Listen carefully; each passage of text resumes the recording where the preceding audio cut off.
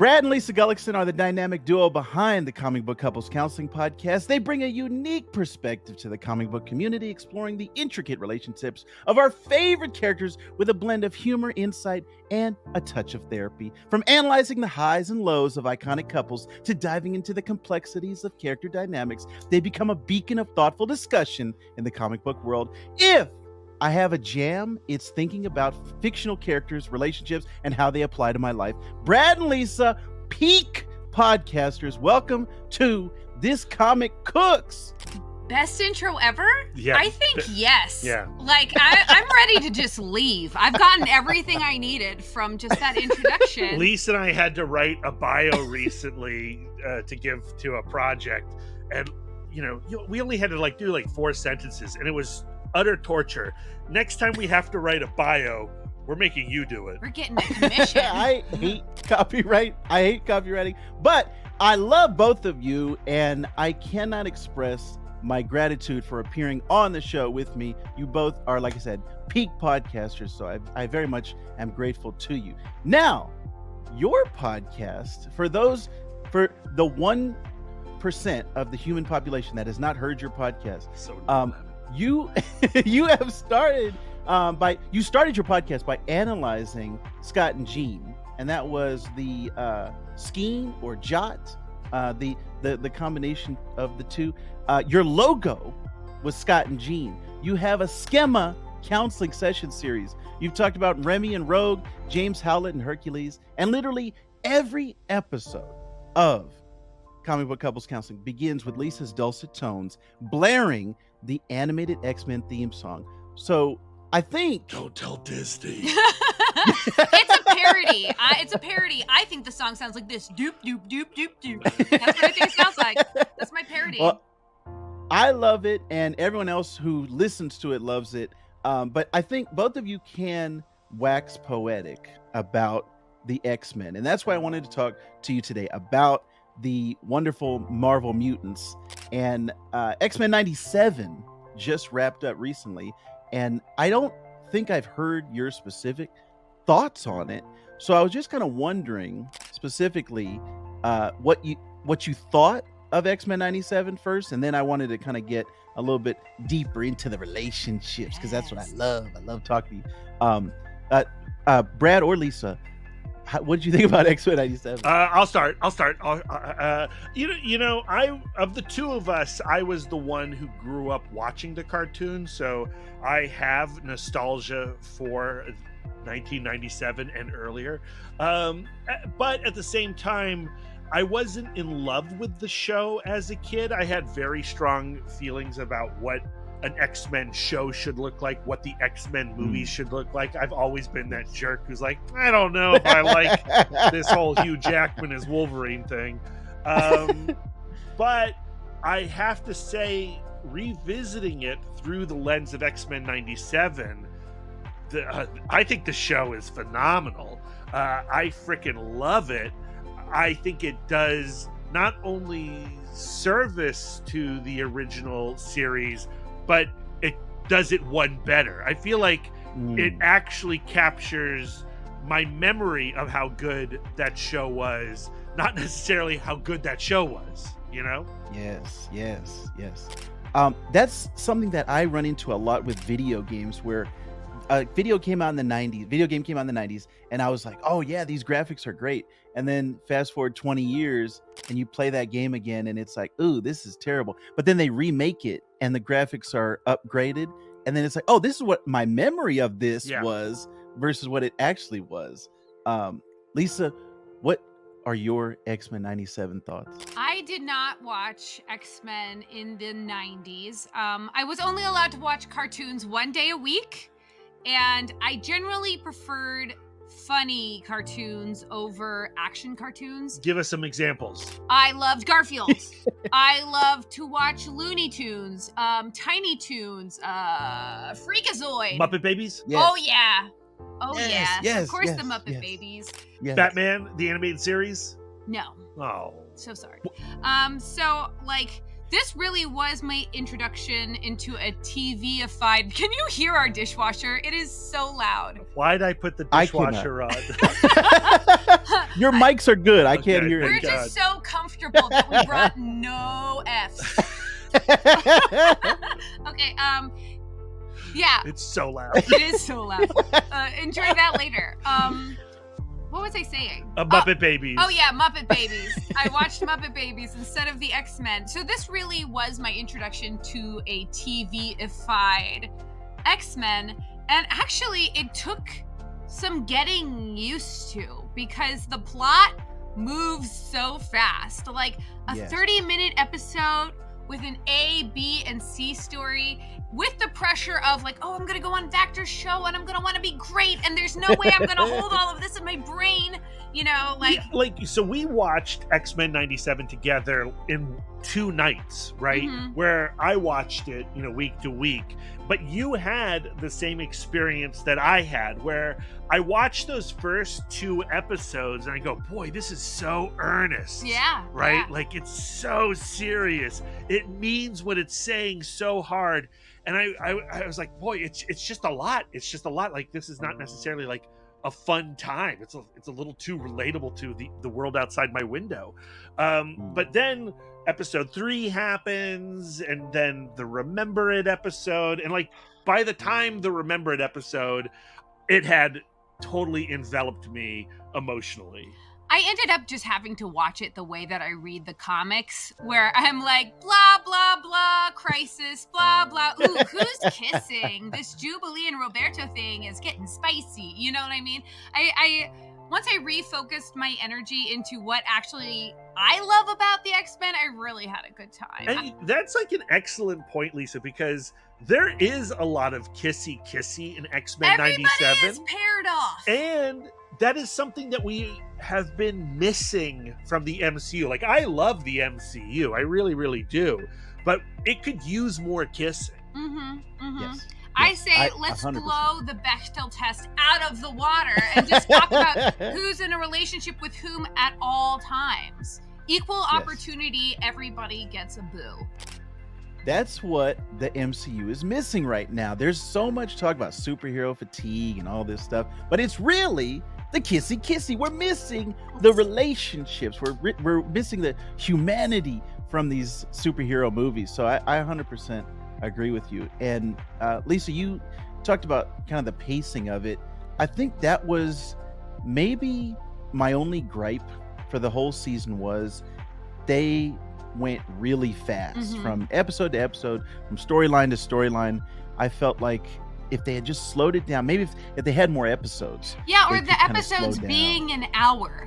Because Yes, if we're yes. going in the spirit of how long things feel when you're a child, like 30 minutes is not sufficient for the way that a 30-minute block felt when you were 9. I hear what you two are saying, and I probably actually agree with you. At the same time, I love how stuffed these 30-minute episodes are.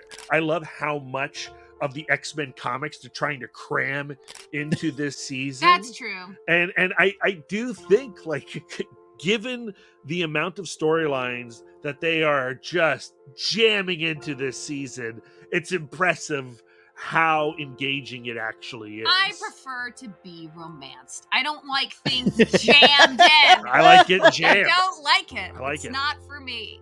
Different strokes. This is, Different strokes. this is exactly why I wanted both of you on this episode. This is a dream come true. So do you feel like, Brad, the weight of these different storylines, because these are a lot of classic X-Men storylines from the 90s that they're running through, do you feel like they were given the proper weight for each one, or do you feel like I think like proper is like such a loaded word. I think they did justice to those storylines, and in some cases they did better versions of those storylines. Bastion in the comics is so confusing and also boring. Not a fun villain. And when the episode ended, and I cannot remember which episode it was, but when the episode ended and the reveal was like Bastion. I was like, is that Bastion? Is Bastion the big bad? Not Mr. Sinister, not Apocalypse, not even really Magneto. We're going Bastion? Okay. And then it was great. I loved Bastion. I love how this series played in what the 90s really were thinking about, of like, are the ideals of Professor X and Magneto mutually exclusive? Is the truth actually somewhere in the middle, and it's their conflict that is kind of holding humanity and mutantdom to task, you know, having this checks and balances, along with, like, you know, talking about bigotry and talking about coming out to your parents and talking about all of these things that, where I feel like in the 90s we were just kind of like groping around at. And baiting, right? Like there's a lot of baiting going on, and I think even X-Men 97 does a lot of baiting that's a little frustrating at times. But you know, I think, you know, life being cyclical, a lot of the concerns of the original, you know, 60s and 70s era X-Men comics, they became relevant again, you know, in the 90s, and then they became relevant again in 2024. And it's hard not to listen to the Executioner in X-Men 97 and not hear the Proud Boys, right? And not hear Trumpism. Right. You know, and therefore it's easy then to fall into Magneto is right? Not Magneto was right. Magneto is right. And the show does do a great job of seeing the fault of the dream of Charles Xavier, right? And especially the Charles Xavier that we have in X-Men 97, who just pieced off to his face move, which I love. I was so happy. I was extremely happy, but, you know, like by the end of the series, you're just like, yeah, Magneto is right, man. Man, yeah, that's something that I've been thinking about. And the showrunner, Bo DeMeo, who unfortunately was cast out, following him on Twitter, I got a lot more of a sense of who he is and then what he was trying to tell in this first season. And a lot of those things, like you were saying, the allegories of what's happening today placed into the 90s and then through the lens of the X-Men, I think he was very successful doing all of that. I love both of your takes on, like I said, the Scott and Jean, Scott and Emma, all of these different relationships. My first thought when I thought about you too was, what do Brad and Lisa think about Scott, Jean, and Madeline? Yeah. What is the triangle that comic book couples counseling? What if you were on the couch, if you were in a therapy session, what would you say to these three if you had all three of them together? Part of me just wants them to make it work as a family. It feels really unfair to both of them for Jean to go like, well, despite what my memories and my feelings are, I never gave birth to our son. Therefore, I am not the mother. And Madeline going like, well, despite all of my memories and the story that I've been telling myself all of this time, I am not the one who fell in love with Scott. Where I feel like both of them are entitled to their story, and I think that Scott loves them both. Yeah, I think it's interesting how the show reworks that entire relationship. You know, if we covered those X Factor issues on the second episode of Comic Book Couples Counseling 5 years ago. And Scott didn't struggle as much as a human man should. You know what I mean? Scott is a monster in those X Factor issues. He kicked Madeline to the street so fast. Yeah, like talk about, like, you know, forget Magneto is right. Madeline Pryor is right. Goblin Queen is right. Tear that dude up. I loved the twist of bringing Madeline into this story, the reveal of like, no, that pregnant G, that's actually Madeline, and then the third episode having like the full Goblin Queen story. I think she goes like full Goblin Queen, like a little too too quickly to Yeah. talk to speak on your points, but I think this show sets it up where there could be a workable solution for all three of Yeah. them until Madeline Pryor is nuked from orbit, Yeah. which is unfortunate. Like who knows what's going to happen in X-Men 98 or whatever the sequel series is. Will we get through an Age of Apocalypse kind of timey-wimey stuff, a chance to relive this moment and fix it? Will Cable finally be able to do what he's never been able to do before? And then we can revisit the relationship of Jean, Madeline, and Scott. But right now, at the end of this, Madeline's been taken off of the chessboard, and that's a bummer. Yeah. That's like putting it lightly. Yes, man. I'm with you, Brad. I definitely would have liked to have seen some more. And again, I hate to go back to that point. If they just had a little bit longer, a little bit more time to spend with that, it would have been, to me, more impactful, because I almost felt like I didn't have time to catch my breath. They were moving so fast, and I think this series, given what it is so serious. There's very few episodes that are just light and fun. Even like the Mojo World episode, which is maybe the most fun, the most slight, has the life death stuff in it too, which is just heartbreaking. And then when we get to the back half of this, like once Remember It happens, then it's just like DEFCON 4 or whatever. right. I missed some episodes where we could just be watching them play baseball or play basketball or go to the mall and kiss a lot. Yeah. Yes, yeah. And that's where like the filler episodes come in sometimes on TV shows, when they have 20 episodes to kill time or whatever it is.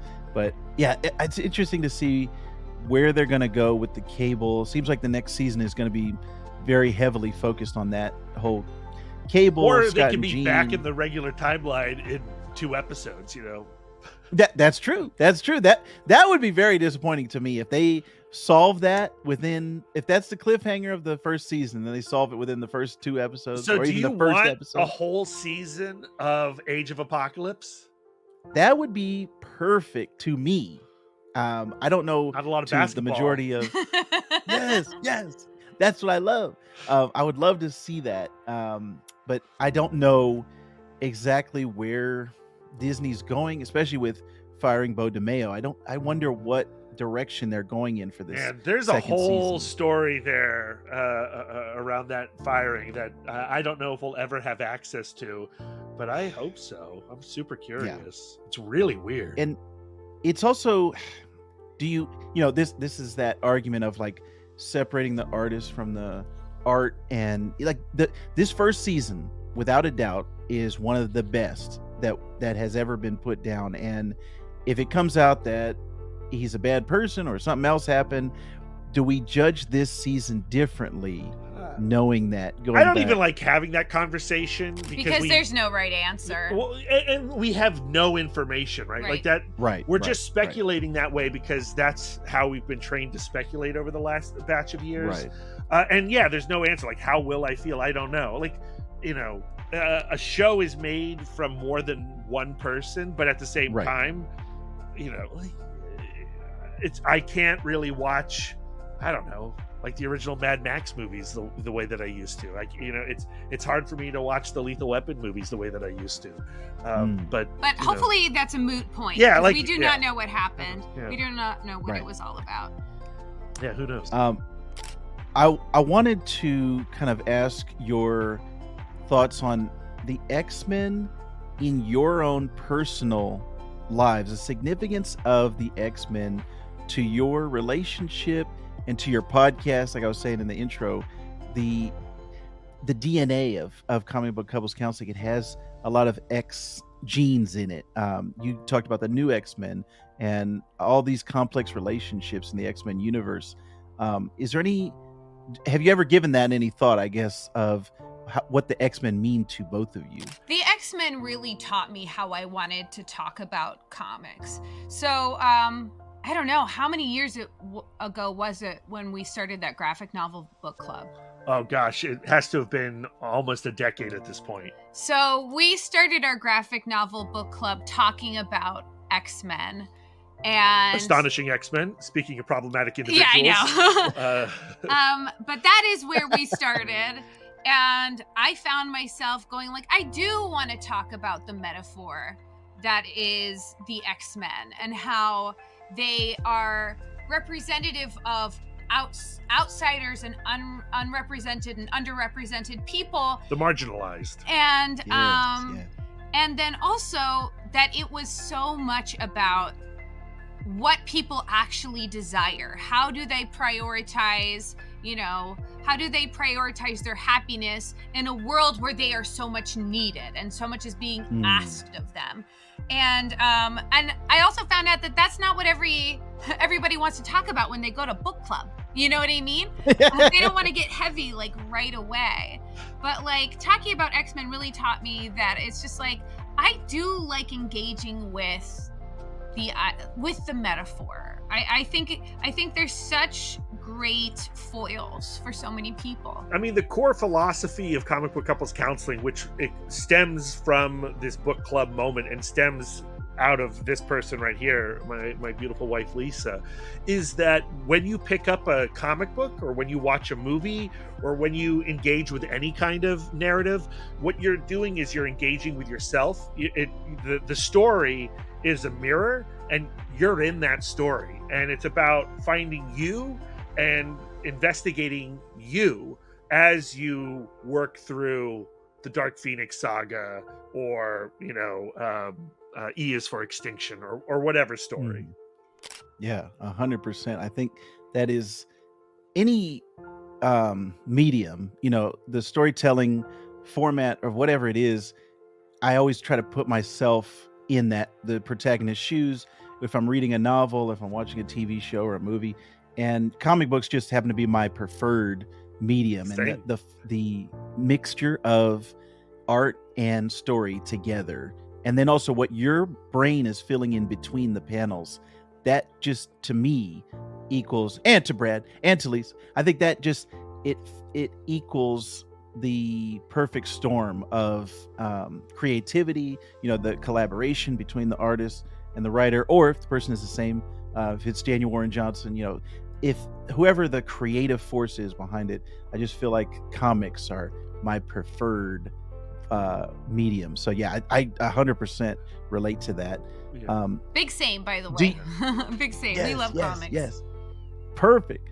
Do you have any favorite couples that you saw in X-Men 97? Well, I mean, can I? Yeah, you go jump? first. There's a bunch, right? Yeah. Like I loved Jubilee and Sunspot as a couple in this because we've not really seen that before in the comics, as far as I'm aware of. I have not read every single X-Men comic. Obviously, we've already spoken about Scott, Jean, and Madeline. The Logan of it all, right? Like the Logan, the love that Logan has for Jean. And that confusing scene where Jean kisses Logan and Logan's like, don't treat me this way. Like, that's just such a cruel thing. He doesn't say that, but that's what he says. And then the Morph and Logan, right? Their sequence at the end of the series, once Morph took on the shape of Jean Grey to ask him to hang in there and that I love you, Logan.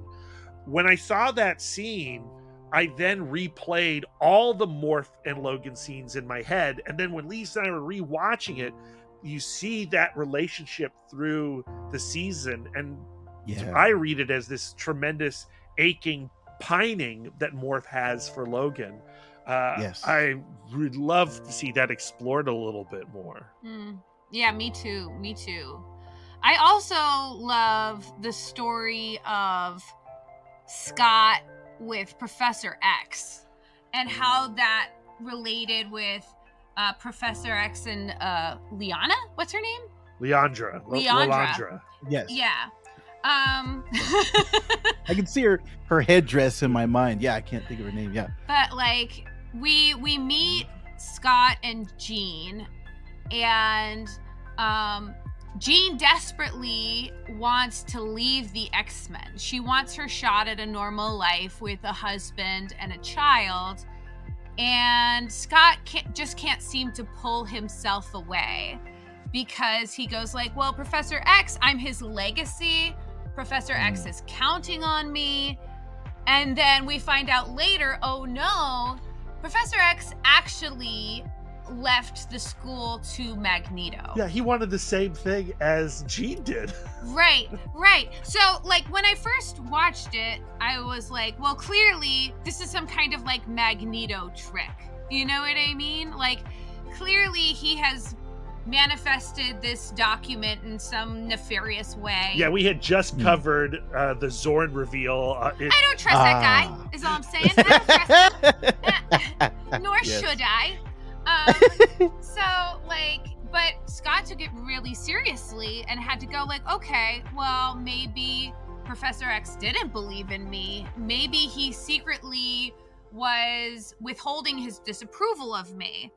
And then we find out later that Professor X wanted that opportunity to leave the X-Men behind and have a normal life with the love of his life.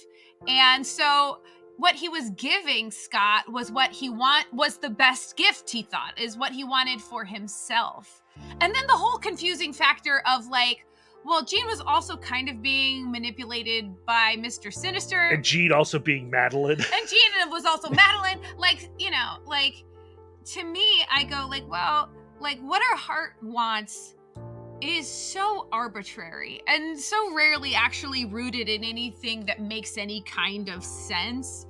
But like, I don't know. I just love that idea of Scott having to reckon with the idea of, well, maybe I'm not the legacy. Maybe actually maybe I'm actually at the place, you know, when you are driving on the toll road and you have to go through the turnstiles and all of a sudden there are no lanes. Is that something you have? Where it just like, boom. You go through the turnstile and suddenly there are no lanes and you just feel like so unsafe. You know what I mean? Like, it's just like, I don't know. I need those lines. You know what I mean? I need the lines, and I need everybody else to be aware of the lines. And that is where Scott is. He's like, where are my dotted lines that tell me exactly where to go? That's I love that. Very Lisa problem. I'm a terrible driver. Every time Lisa goes through the toll, she's like, I have no intuition. I need those lines. Yeah. I can relate definitely for this. Having a structure or having a sense of where do I go next. And in my career, my life, I always often think of like, if I have, and even when I play video games too, if I have too much freedom, like if I don't have a track and a set path, I have to have some type of blinders on because I can get overwhelmed by the choices. And I think also it was nice for a long time for Scott to go like, well, there's somebody else who wants me to do something. Therefore, I don't need to actually consider what I actually want because I can make this other person happy and they'll shine their happiness upon me and I will feel fine with myself. Yeah. You know, and I did that for a long time. You know what I mean? People just kept offering me jobs, and I was like, "That sounds like a job. Here I go." Same. You know? Same. We wasted so much of our life doing jobs that people just offered us. Yeah. And before we were like, oh, maybe we should pick the paths that we want to go down. Right. Yeah. Man, I'm still in that phase. I'm still taking jobs that people want me to take, and I don't know exactly where my choice comes in and my, like, what do I want to be when I grow up? Well, you know, free will's a lie, feeling Vactor. Free will is a lie. Oh, man. Let's get into it. Don't wait for your mentor to be murdered for you to think about what you want. I think, you know, that's a great point, Lisa. And also this conversation kind of brought up in my mind that Bruce Wayne, Christopher Nolan, Dark Knight, like, he wanted to set it up and set up the imagery of the bat, like the symbol, and he wanted it to end at some point. He didn't want to continue to be Batman for the rest of his life, and Alfred didn't want him to have that life, that burden of having that for the rest of his life. And obviously in the comics, we have this capitalism keeps it going. yes. The illusion of the third act that we're never going to get for Batman and a lot of our favorite characters. But in that Nolan trilogy, we can kind of have a more realistic version of, hey, this guy's going to die. He's going to get old and he's going to die. So Professor Xavier kind of thinking about that for the X-Men and having that goal of, hey, you guys, you did your time.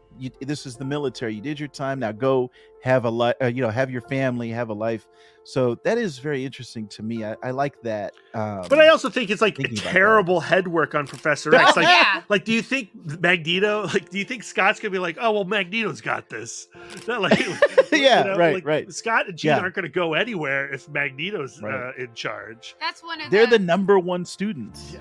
That's one of the interesting things. Like in whatever iteration of X-Men it is, they're always sidelined by putting out fires.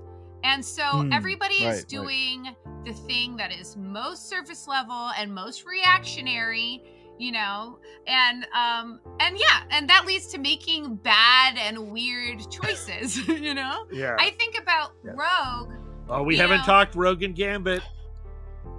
May I just walk through that door? Let's go. And bring you guys with me? Please. You think about Rogue going like, I have to choose between Gambit and Magneto right now, and then she ultimately ended up regretting that choice. Yeah, after making an extremely public display, and then she had to live with the fallout, where I feel like if it didn't feel like the world was on fire, she would have been able to make a more considered decision. Because I'm not saying like that her decision would have been any different. Maybe it was time for her and Magneto, whatever. But like, you can't feel good about a decision that you made hastily and that you're forced to make, right? Yeah. Like, talk about like criticisms of X-Men 97 and the Rogue, Remy, and Magnus of it all. The storyline of Magneto and Rogue's relationship falls into a little bit of a groomy narrative, right? And then the way that it is then climaxed at the Genosian apocalypse, with Magneto basically forcing Rogue to do this, like, you have to be with me for the betterment of the people. Right. Gross, right? Yeah, soup's gross. It's gross. And then, the Bastion thing all goes down, and Gambit has a great death. It's an extremely emotional, heartbreaking, punishing, cruel death. Very effective, but cruel death. Also cool because it's like, oh man, that is how Gambit would go out. Yeah. Remember it, like, oh, you're so badass, I love you. But also very, very cool. And then the path that propels Rogue on, it's very, very dark. The show becomes just so punishingly dark, and we have a friend. Shout out to Jackie, who is, I think, the biggest Rogue and Gambit fan on the planet, and was very excited about X-Men 97. And if you went into this show excited for some Rogue and Remy, it's a mean show. Yeah. It's a real mean show. And I felt for them. When this show went where it did. There is an interesting question there. Like, if you separate the groominess of it all, there is an interesting question there about like the idea of going like, well, you can't touch me. I want to love someone who can touch me. The Rogue metaphor is so delicious. It is so yummy. And I do like to have that conversation, somebody who can, fulfill you emotionally. Yeah, there's also a lot of ways to sexually please someone without using your, meat sticks or whatever. But like, I don't know. It was an interesting question, but like, I've seen the movie Monkey Shines. Have you? but like, like it just goes with like a bunch of these questions are raised, but they're not given adequate time to like breathe. You know? Yeah, man, I loved that triangle of, she wants to be with the bad boy. And it's very similar also to the Gene, Logan, and Scott, like her wanting to be with the bad boy versus the Boy Scout, and then who is better for her. Everybody both kind of pretty has bad. their I was gonna say, own- who's the bad boy in I that situation? feel like well, I think Gambit has been writing this like I'm a thief thing for so long. It's just like shut up. I You're mean, a good guy in a jacket. If they're gonna talk about the mutant massacre, oh yeah, sorry. Gambit, he's that's it's complicated. They've all done terrible things. yes, you're right. All of those things are great touchstones of this series and Rogue of the Captain X-Men America. in general. Great, Fling, loved it. some type of spark there of, I mean, the thing that we see is the resentment, and she's in her I'm gonna kill the world When stage. she Like, takes his shield, I was like, this is so good. Yeah. I love this version of Captain America. I love a Captain America who must challenge what it means to wear the Stars and Stripes as a uniform. Yes. And like this show is X-Men 97. It's not Captain America 97. Right. But I would watch this Captain America 97 and him Yeah. having to reconcile with, everything that is. The decision the president makes, and that going against the country, man, that would be great if we had more time, more episodes. But yeah, you're right. It's definitely like it's in the background, and we got to focus on the X-Men and everything. And I even like the Nightcrawler Rogue, like you're my stepsister, but you're my family, and you don't choose like. That there's so much stuff behind that relationship, and the fact that he used that to connect with Jean, back to Cable, like was just like so poetically beautiful. And in a roundabout way, Madeline. Yeah. Right. Yeah. And there's also so much with Cable. She's not my mother. Like Jean seeing her experiencing the memories of Madeline, and she feels like, okay, this is my son. Cable is like, you're not my mother. And then by the end of it, reconciling, and all right, the stories didn't do you guys justice. Like, which now I think we're going to see that the stories he was given are from Jean and Scott from the future when he's raised. But I just love all of that. And I related to it on a personal level. My son, like, I'm thinking about him when I'm seeing that scene. There was another show, man, now I'm blanking on it. There was another show at the same time that episode aired where Scott and Jean are psychically talking to Cable, and all right, son, you're probably not gonna see you again. Yeah. There was some other show, man, I'm upset that I can't remember it, but there was another show that was on at the same time, and so all these feelings are coming out for me of what if I didn't get to see my son. Actually, you know what? My Adventures with Superman recently with the Jor-El thing, where Jor-El was like, all right, I'm not going to see you again. Like, this is goodbye, son. Like, at least Jor-El made a diorama and recorded some stuff. Like, Scott rejected Cable.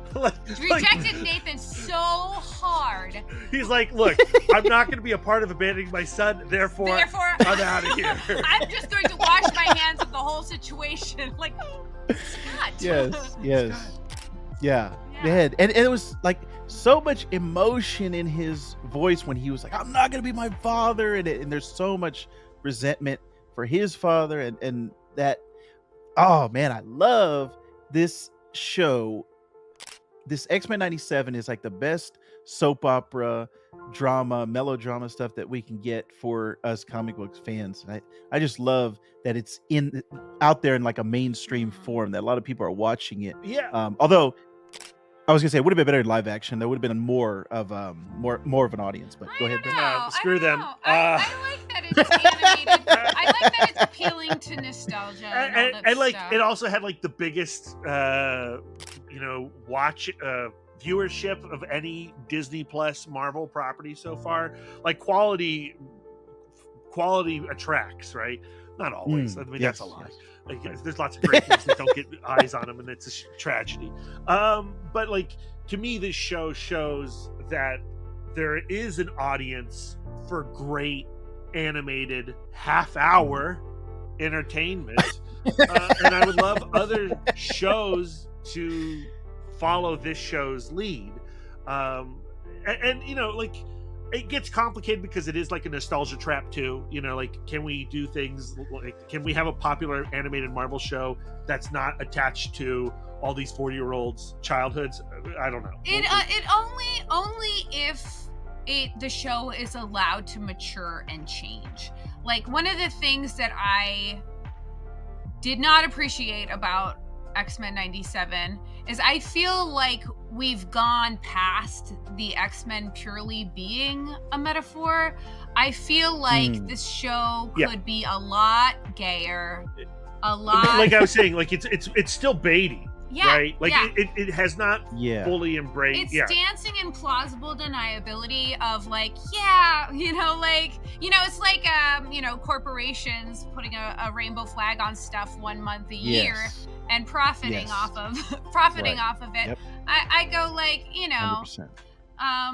I want to see progress in the second season. I think that the X-Men does exist to challenge people, and I think a good way to challenge people is to go through the door of nostalgia and say, like, hey kid, things can be different. Things can be better. You're here to learn lessons on this planet. You're not done, you know? Yeah. Through the door, shut the door. Nobody's getting out of here. Forget not the door. Changed. Let's, outside of, if it's 1998, we're still going to have the references, I guess, to the 90s. Yeah. But if it's an Age of Apocalypse storyline, then no, we won't. Knows? So. Who knows? Man, I can't wait. Actually, that's a really good side question for you both, real quick. Do you like this current, and I have a hard time putting this into words, so I'm gonna kind of word vomit this to you and see if you understand what I'm trying to say. The nostalgia of all of these properties that are coming back, Masters of the Universe, Teenage Mutant Ninja Turtles, X-Men, the things that were popular before, and trying to modernize it for a new audience, give it fresh breath. Do you like that? Like, oh, you liked this as a kid, so you're gonna like it now. Do you like that, or would you rather it be more fresh, unique properties, like new storylines? I'm just curious. I have an answer. You go first. I also have an answer, though. I mean, I like good stories, right? Yes, but I am a mark for nostalgia. I think most people are a mark for nostalgia. You mentioned a whole bunch of properties there. I'm not going to say which ones I love and which ones I don't, but there are certain stories there that I think are absolutely killer right now, and other nostalgia bait things that I think are not so great. I think X-Men 97 is an extremely well-told nostalgia product, consumable treat. I think not everything can be nostalgia, too. To Lisa's point, we do need immediate stories, and that's ultimately what I am craving, is stories that are urgent and speak of today. But I do think when you do X-Men 97, and the surprise of X-Men 97 is that they use the trick of nostalgia to speak about today. But again, they could push it further, blah, blah, blah. To me, it makes sense that there's a lot of nostalgia right now. One, there's always nostalgia. Like, nostalgia always exists. Remember the 90s? Dennis the Menace movies, Flintstones movies, Yeah. I watched the Monkeys on Nick at Night, and that, like, made my entire personality. But, like, we've all gone through and are currently in a time of, like, tremendous uncertainty, and we do just kind of want to find something safe to hold. That's fact. You know what I mean? Yes, so, like, I can't begrudge anything that helps people cope. You know what I mean? Mm-hmm. But I also see these characters that are in comic books, characters that just don't seem to go away. Like they are these cultural touchstones that can start any conversation. I mean, superhero stories like Batman, Superman, they're the ultimate nostalgia traps, right? Like 1938, 1939, and we're still telling those stories. But we want to reach so many people, and one way to do it is like, well, the X-Men, right? Well, imagine the X-Men, but we don't have human equality. You know what I mean? Or like, X-Men, right? Well, the LGBTQ people are still struggling, and we're still smacking them down, and they need our attention. Yeah, like you've been watching and reading X-Men stories for decades. Have you been listening? The X-Men, right? Genocide is happening right now, right? So like we need these could be the X-Men. You could be a hero. We need these cultural touchstones so that we can have a big conversation. What makes it cynical is when it's being used to sell t-shirts or whatever. I bought this at Walmart the other day. Like you just look at Bob Ross's legacy and you just go like, he meant so much more, So it can't be done cynically, but I don't feel that out of X-Men 97. I think it's done thoughtfully. Yeah. I hope. Yeah. Well, I think X-Men has done a good job of, or I should say, the creators of all of the different X-Men properties and things have done a good job of evolving it and continuing to, going through race and sexual orientation both, and not just sticking to one, or not just saying, okay, we solved that one, now we're on to, like, I feel like they've done a good job of keeping it current and keeping it as evolving with the times. One thing that stands out to me a lot, I cover a lot of Star Wars stuff, and Star Wars is a property that came out of the 70s, and there were certain things that George Lucas was saying at that time. Now in 2024, I feel like Disney is kind of not sure, okay, do we lean into that nostalgia of those people, the original fans, the original trilogy? Even now we're getting the prequel fans coming back, or do we go into a new direction? Do we go the Rian Johnson route of, we don't need to focus on Skywalkers, we don't need to focus on Jedi and Sith, it could be about more than that? And Disney's like, either way we're screwed. Like, we get people backlashing either way. So I mean, like, ultimately what solves that is money, right? Like, what version of Star Wars will sell the most tickets? They'll figure that out. I think Star Wars is in a really interesting transitional period, and they're throwing so much Star Wars at us now, and I think some of it has stuck and some of it has not. I think The Acolyte, which just premiered, I've caught the first 4 episodes of that. I think that show is doing some really interesting stuff. I think Andor is probably the best Star Wars ever. I don't care what anyone else says. I think the animated Star Wars stuff, Tales of the Jedi, Tales of the Empire, The Bad Batch, The Clone Wars, I think that's all phenomenal. And I think that there's some pretty good stuff other places too. Yeah, there's some fantastic stuff. And man, being a content creator right now, I see the vocal minority a lot of Star Wars is woke now, and even with the X-Men, like, if you throw that at me, I'm not having a conversation with you. And you don't watch Star Wars. You don't listen to Star Wars. You don't listen to Yoda. Listen to Yoda. Watch Empire Strikes Back again. Take it in. Adopt his philosophy. I was on the road today. I didn't tell you this. Okay. I'm on the New Jersey Turnpike, right? And I'm driving down New Jersey, and this freaking Hummer drives up next to me. And it's all Imperial. Oh, Jesus. It's all Empire. And it says Imperial AF on the hood. I'm like, oh my God. Like, you like Star Wars? Oh my God. It's like, I was like, oh my God. That's like one of those things, like, I don't know. I shouldn't. Don't emulate the Stormtroopers. I'm not going to walk into that. You know what I mean? But it's just like, why are you being a stormtrooper? Listen to You know. Yoda, you jackasses.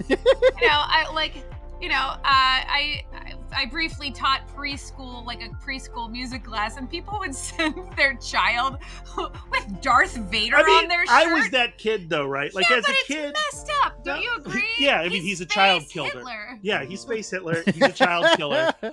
Really good costume Cool though. Design. Really What good are you gonna costume. do? You know, I had birthday cakes, Darth Vader birthday cakes, Boba Fett birthday cakes. But that's what happens when you don't consider the theme of a story. Right. You know what I mean? If you are not actually deeply engaging with what it's trying to say to you, you can take some real weird messages. Yeah. I don't know. Imperial AF. Gross. That makes me laugh, and I think about a lot of when I see the Punisher logo on people's God. cars. And, Oh, get started. We can't talk Punisher now. We can't talk Punisher. I think, yeah, that's like, Yeah, but like it goes back to what we were saying about our book club, right? Yeah. And it happens sometimes on the podcast when we have like a creator on the show. Inevitably, it happens on the podcast where the creator goes like, "Yeah, but our comic's also fun." And Brad and Lisa tend to take things very seriously. We pay very close attention to the stories. I and think the taking themes. things seriously is fun. That's my Yeah, Yeah. and like Yeah. like that's emotion. why we tell Yeah. stories, Yeah. right? Like I was watching an Ethan Hawke TikTok the other day, and Ethan Hawke was pontificating the way that Ethan Hawke can. Like Ethan Hawke is full of himself in the way that I'm full of myself, and I love it. I see myself.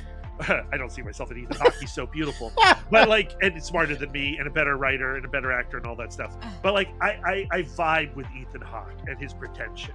And Ethan Hawke is talking about how like the value of narrative and how we often don't think of stories being vital and being nutritious, but right. when we have heartbreak, when a loved one dies, when we have joy, when we experience a profound emotion, we turn to stories to reflect and understand. Like poetry is important at a funeral, like that's how we engage with story, is when we need it. We do need it, and therefore we need to make sure that we're constantly educating ourselves in how to process and consume story. What is being said to me? What am I learning? Yeah. I would pick you over Ethan Hawke every single day.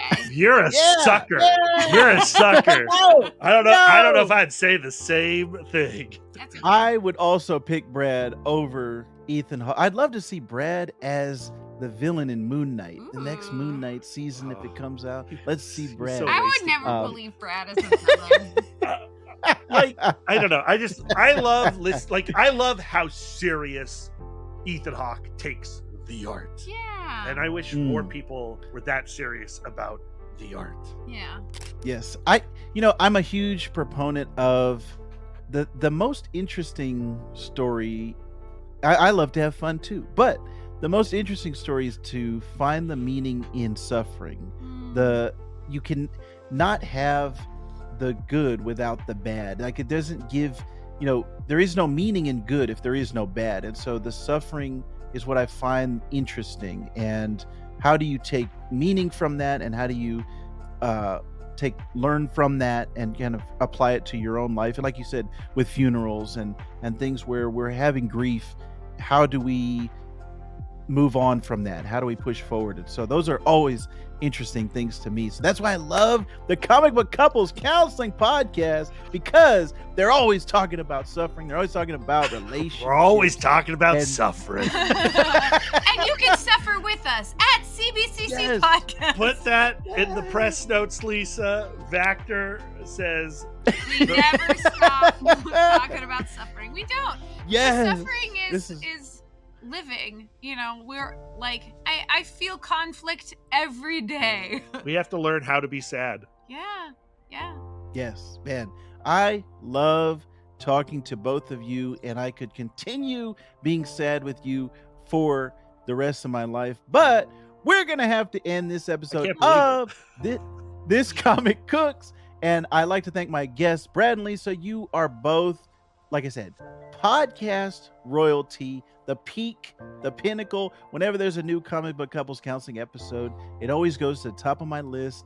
I'm in awe of what you have accomplished on your podcast from these last 5 years. Everything, the journey that you've gone on. I look at the first episodes to the episodes now, and you are so tight in your episodes. Like, there is no fat. There's everything is, even Brad's stories of I don't know, he had a bad taco or something. Like, there's always things at the beginning of the episode that I love hearing about your lives, and then how that ties into the guest or the story that you're reviewing. So I just have to give you both your flowers and your kudos, because you have accomplished something. You have put out something great into the universe. You have put out something great online, into the internet, to the world, and we are all better people because of your contribution. So I thank you, and please continue. As long as you can find meaning in that suffering, please continue to do that. Thank you. Thank you very much. I will receive that compliment. It is so large, and yet I'm taking it into me. Thank you so much. Yes. We're having the literal best time, and you are also doing a beautiful job, and we love coming on your show. Yeah, and being a bright spot in fandom, in analysis, and in the community, you know, and not letting the negative voices distract you too much. I know they distract all of us occasionally, but the only way that you win is by just doing your thing and, you know, being kind and preaching kindness. That's what you do. Yes. Thank you. Why don't you let everyone know where they can find your work online? You can find everything that we do at comicbookcouplescounseling.com. You can follow us on all social medias, or most social medias, at CBCC Podcast. Our latest episode is a conversation with another creative couple, Maria Bamford, the stand-up comedian, and her husband, Scott Marvel Cassidy, the fine artist, illustrator, and comic book artist. They just did a book called Hogbook and Laser Eyes for Fantagraphics. And it's beautiful. It's about their romance, all told through the eyes of their elderly pugs. And it's so sweet. It's one of the year's best comics. Yeah, it is. It is. You should read it. Vactor. I will do that, because I love Maria Bamford and I've loved her for years. And that, just everything you described, is 100% up my alley. And also, what's up my alley is, you mentioned your social media, your comic book couples. I don't know how you find the time to post as much as you do. We're but two people. Every day on Twitter and Instagram, the Instagram stories and Twitter, it would not be the same for me if I didn't see your postings. Like, the creativity that you put into each one of your stories, of the images, the music. I literally think your Instagram stories are works of art. Like, I don't know anyone else who does. I put so much effort. Job. I put so much effort, and those Instagram stories get seen by like 45 people.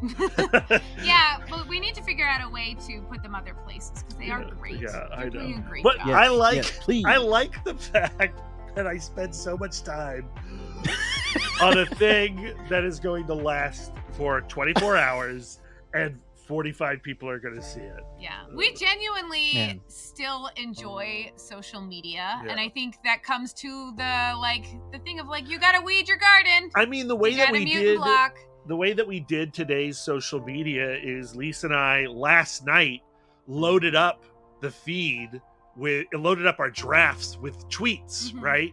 And then periodically throughout the day, we made it look like, you know, that we were out doing stuff, but we weren't out doing stuff. You know, I was just sharing, like, the New Jersey and New York stuff. I was sharing stuff that I had done actually yesterday, but filtering it through today. Don't lift the veil. We're still recording a podcast. We want to maintain a sense of mystery. I'm just saying, you can do it too, Vactor. You can just, it is hard work, but you could also, you know, put a couple things in drafts. Like, that's the thing is that we learned early on, is that we used to use Buffer where we could use Buffer, but you find a small period of time to do all your social media, and then you load it up ready to go. Yeah, that's part of how we do it. This I don't know if you is actually cared, but we amazing. did tell you. Yes, I actually do. I was going to ask you off microphone, but this is great that you're getting this on camera and we're getting to see how the sausage is made. You I could love do it too. We could all be eating sausage right now. I love sausage. I need more meat. I need more sausage. Where's the meat sticks, as Lisa alluded to earlier? This is something that I love. And again, thank you very much. Everyone go check out Comic Book Couples Counseling. Everything that they do, their social media posts, their podcasts, their open books, and their lives are beautiful. So I love seeing both of you. And thank you very much. Please come back again. And please, I'm hoping we can schedule something again before 2030. I want us to have another conversation. Yes, But thank you again. anytime except for when we have to cancel last minute a couple of times. Yes. All right. Well, Lisa cooks, Brad cooks, and I want to thank you very much because this comic cooks.